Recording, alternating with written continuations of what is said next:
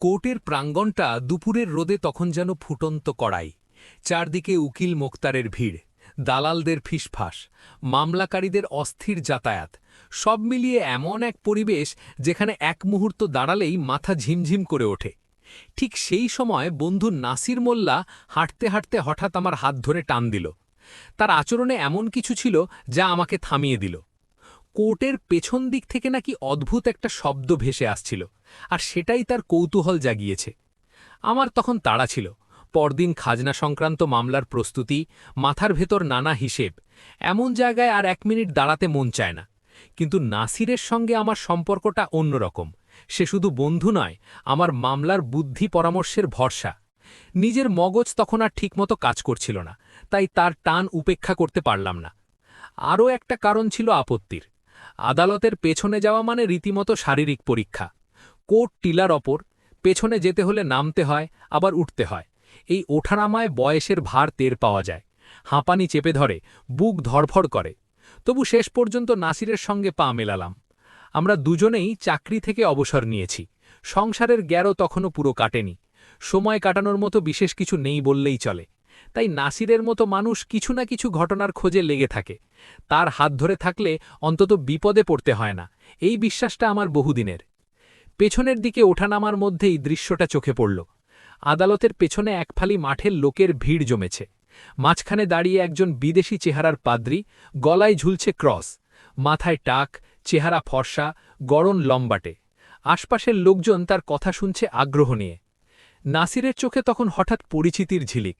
সে বুঝে গেছে লোকটিকে। ব্রাদার জন, এই নামটা তার মুখে উচ্চারিত হতেই আমার কৌতূহল বেড়ে গেল।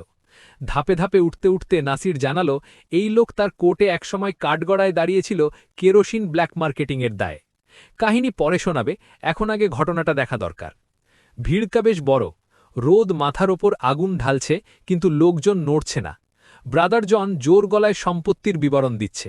ভাষাটা অদ্ভুতভাবে মিশ্র, বাংলা, ইংরেজি, একটু চার্চের সুর। সম্পত্তির খুঁটিনাটি এমনভাবে বলা হচ্ছে যেন শ্রোতাদের চোখের সামনে জমিটা ফুটে উঠছে।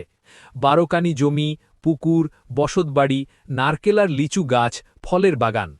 শোনা গেল সম্পত্তির মালিক ছিলেন সৌদামিনী মালো নামে এক মহিলা, যিনি চার্চের সিস্টার ছিলেন এবং মাসখানেক আগে মারা গেছেন। চার্চ এখন সেই সম্পত্তি নিলামে তুলেছে। এই ঘোষণার পর ভিড়ের মধ্যে একটা চাপা আলোড়ন তৈরি হল। গরমে বিরক্ত হলেও সবাই মনোযোগী। নিলাম শুরু হলো 5,000 টাকা থেকে। সহকারীরা ডাক তুলছে, ভিড়ের মধ্যে থেকেও পাল্টা ডাক আসছে। ধীরে ধীরে দাম বাড়তে লাগল। 5,500, 6,000, 7,000, সংখ্যাগুলো যেন গরম বাতাসে ভেসে বেড়াচ্ছে। আমরা দুজন কেবল দর্শক।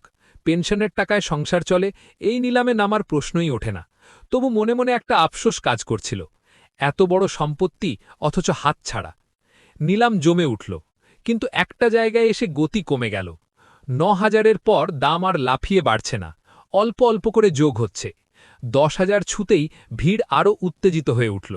কিন্তু আশ্চর্য ব্যাপার, 3 ঘোষণা আর আসছে না। সহকারী 1-2 বলে থেমে যাচ্ছে। রোদে দাঁড়িয়ে লোকজন অস্থির। শেষ যে লোকটি দাম বাড়িয়েছিল তাকে নজরে পড়ল। মাঝবয়সী, কিন্তু বয়সের ছাপ স্পষ্ট।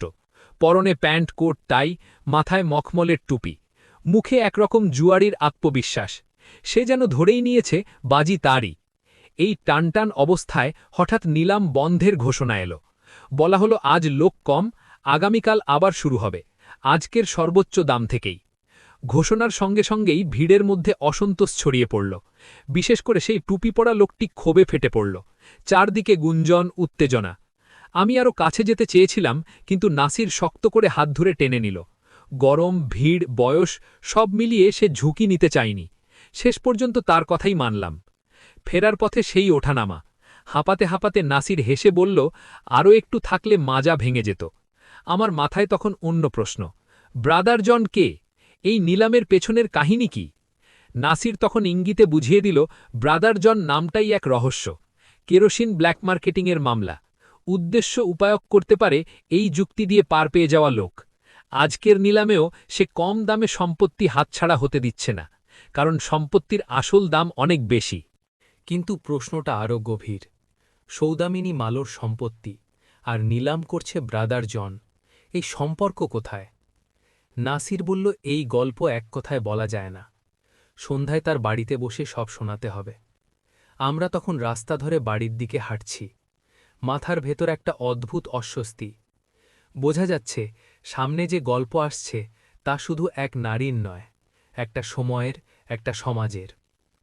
সন্ধ্যার দিকে নাসিরের বাড়িতে পৌঁছনোর পর থেকেই আমার মনে হচ্ছিল দুপুরের সেই নিলাম শুধু একটা বিচ্ছিন্ন ঘটনা নয়, তার পেছনে এমন কিছু আছে যা একদিনে বোঝা সম্ভব নয়। আদালতের ভিড়, রোদ, হাঁপানি সব পেরিয়ে আসার পরও মাথার ভেতর বারবার ফিরে আসছিল ব্রাদার জনের মুখটা, তার নির্লিপ্ত চোখ আর সেই অদ্ভুত আত্মবিশ্বাস। নাসির বহুদিন ধরে আদালত চেনে, মানুষ চেনে তার চেয়েও বেশি। তার কথাবার্তায় সবসময়ই একটা দীর্ঘ অভিজ্ঞতার ভার থাকে।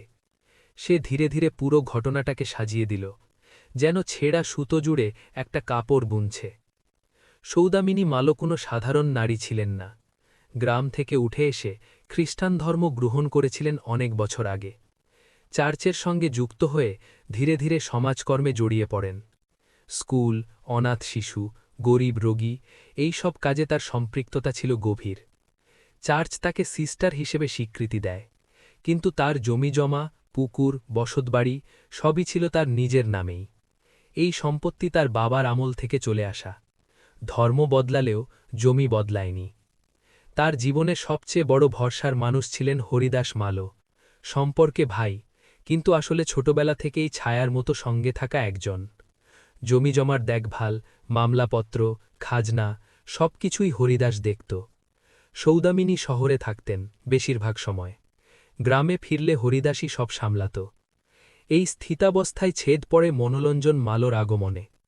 মনোরঞ্জন ছিল আরেক আত্মীয়, দূরের হলেও রক্তের সম্পর্ক ছিল। সে শহরে কাজ করত, নানা রকম ব্যবসায় জড়িত ছিল, কিছু বৈধ, কিছু অবৈধ। সৌদামিনীর সঙ্গে তার প্রথমে সৌজন্যমূলক ছিল, পরে সেটা ধীরে ধীরে লোভের দিকে মোড় নেয়। মনোরঞ্জনের নজর পড়ে জমির ওপর। এত বড় সম্পত্তি, অথচ মালিক একা, নিঃসঙ্গ। চার্চের আশ্রয়ে থাকা, এই সমীকরণ তাকে সাহসী করে তোলে। সে নানা কাগজপত্র দেখাতে শুরু করে, জমির ভাগ দাবি করে, হরিদাসের বিরোধিতা করে। শুরু হয় টানাপড়ন। এই সময়েই ব্রাদার জন দৃশ্যপটে আসে, চার্চের প্রতিনিধি হিসেবে, আইনগত পরামর্শদাতা হিসেবে, আবার প্রয়োজনে মধ্যস্থতাকারী হিসেবেও। তার ভূমিকা প্রথমে নিরপেক্ষ বলেই মনে হয়েছিল, কিন্তু ধীরে ধীরে বোঝা যায় সে পুরো ছবিটা নিজের মতো করে সাজাচ্ছে। সৌদামিনীর শারীরিক অবস্থা তখন ভালো ছিল না। দীর্ঘদিনের অসুস্থতা, একাকিত্ব আর চার্চের ওপর নির্ভরশীলতা তাকে মানসিকভাবে দুর্বল করে তুলেছিল। এই দুর্বলতার সুযোগ নেয় সবাই, মনোরঞ্জন, এমনকি চার্চও। হরিদাস একসময় গ্রাম ছেড়ে চলে যেতে বাধ্য হয়। তার বিরুদ্ধে একের পর এক অভিযোগ ওঠে। জমির হিসেব গরমিল, টাকা আত্মসাৎ, এসব অভিযোগের সত্যতা ছিল সন্দেহজনক। কিন্তু প্রভাবশালী মহলের সামনে সে দাঁড়াতে পারেনি। ফলে সৌদামিনী কার্যত একা পড়ে যান। এই একাকিত্বেই তিনি শেষ দিনগুলো কাটান, চার্চের আশ্রয়ে, ব্রাদার জনের তত্ত্বাবধানে। তার মৃত্যুর পরেই সবকিছু দ্রুত ঘটে। উইল, দলিল, চার্চের সিদ্ধান্ত সব যেন আগে থেকেই প্রস্তুত ছিল। চার্চ দাবি করে সৌদামিনী তার সম্পত্তি চার্চকে দান করে গেছেন। মনোরঞ্জন আপত্তি তোলে, কিন্তু আইনি লড়াইয়ে সে পিছিয়ে পড়ে, কারণ কাগজপত্র চার্চের পক্ষেই কথা বলে। আর এই কাগজপত্রের নেপথ্যে ব্রাদার জনের ভূমিকা স্পষ্ট। নিলামের সিদ্ধান্ত হয় দ্রুত। কম দামে বিক্রি করে সম্পত্তিকে উৎপাদনশীল করার যুক্তি দেখানো হয়। আসল উদ্দেশ্য ছিল ভিন্ন, সম্পত্তি নির্দিষ্ট লোকের হাতে তুলে দেওয়া। সেই লোকই ছিল দুপুরের নিলামে দেখা টুপি পরা মানুষটি। ব্রাদার জনের সঙ্গে তার যোগাযোগ ছিল পুরনো। নাসিরের কথা শুনতে শুনতে আমার মনে হচ্ছিল আদালতের পেছনের সেই মাঠটা যেন একটা নাটকের মঞ্চ। আমরা শুধু দর্শক। চরিত্রগুলো নিজেদের সংলাপ আগেই মুখস্থ করে এসেছে। সবচেয়ে অস্বস্তিকর ছিল হরিদাসের পরিণতি। গ্রাম থেকে বিতাড়িত হয়ে শহরে এসে সে দিনমজুরের কাজ করে। একসময়ের জমিদার পরিবারের মানুষ, শেষ জীবনে পরিচয়হীন। সৌদামিনীর মৃত্যুর খবর সে অনেক পরে পায়। ততদিনে সব শেষ।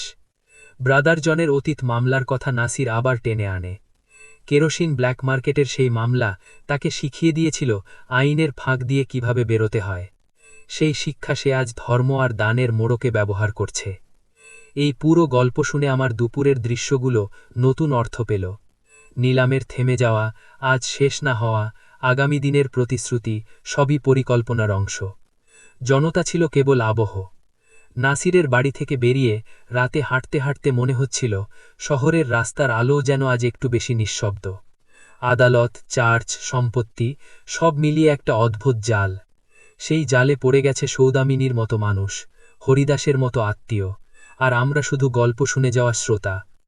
পরদিন আদালতে গেলে হয়তো আবার ব্রাদার জনকে দেখব, আবার নিলাম হবে, হয়তো হাততালি পড়বে, কাগজে খবর বেরোবে, কিন্তু সেই খবরের ভেতরে যে জীবনগুলো চাপা পড়ে থাকবে সেগুলো কেউ আর খুঁজবে না।